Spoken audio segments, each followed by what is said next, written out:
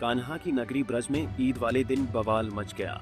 आरोप है कि मथुरा के थाना कोसीकला के अंतर्गत कोटवन चौकी क्षेत्र के नवीपुर में बीती रात विख्यात गौ सेवक चंद्रशेखर उर्फ फरसा वाले बाबा की गाड़ी से कुचलकर हत्या कर दी, जबकि एसएसपी ने कोहरे को टक्कर की वजह बताई है।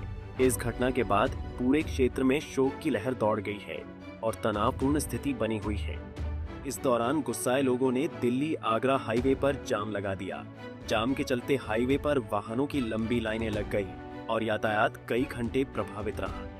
वहीं हुए इस हादसे और बवाल पर एसपी श्लोक कुमार ने कहा है कि कल रात एक्सीडेंट में फरसा बाबा की दुर्भाग्यपूर्ण मृत्यु हो गई।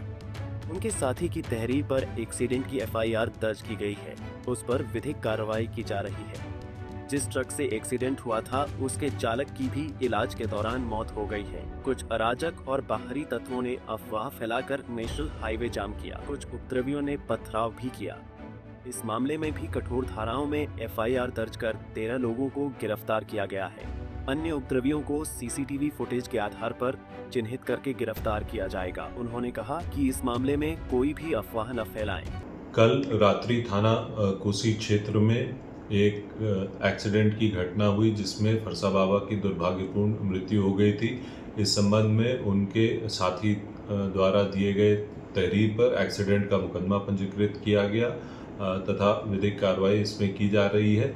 जिस ट्रक से एक्सीडेंट हुआ था उसका चालक भी घायल हुआ था और उसकी भी इलाज के दौरान मृत्यु हो गई है। इस संबंध में अग्रिम विधिक कार्रवाई सुनिश्चित की जा रही है।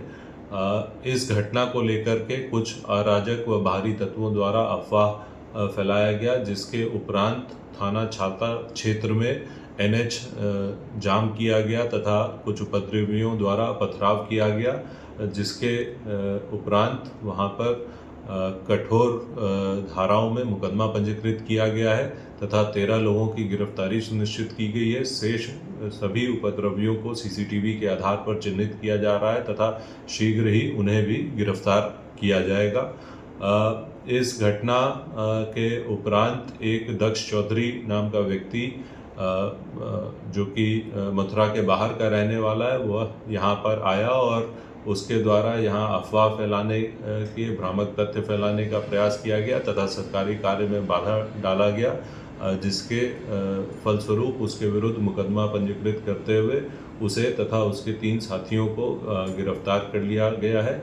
यह अपील की जाती है कि सोशल मीडिया पर कोई भी पोस्ट बिना तथ्यों को वेरीफाई किए हुए ना डालें।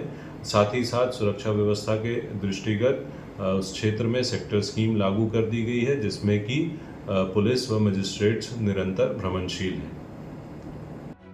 प्राप्त तहरीर के आधार पर थाना कोसीकला पर दुर्घटना का मुकदमा दर्ज किया जा रहा है और मथुरा पुलिस जनता से अपील करती है कि किसी भी तथ्यहीन अफवाह को फेसबुक, ट्विटर या इंस्टाग्राम पर प्रसारित न करें, अन्यथा भ्रामक सूचना फैलाने वालों के विरुद्ध कठोर वैधानिक कार्यवाही की जाएगी। पंजाब केसरी टीवी के लिए मथुरा से मदन सारस्वत की रिपोर्ट।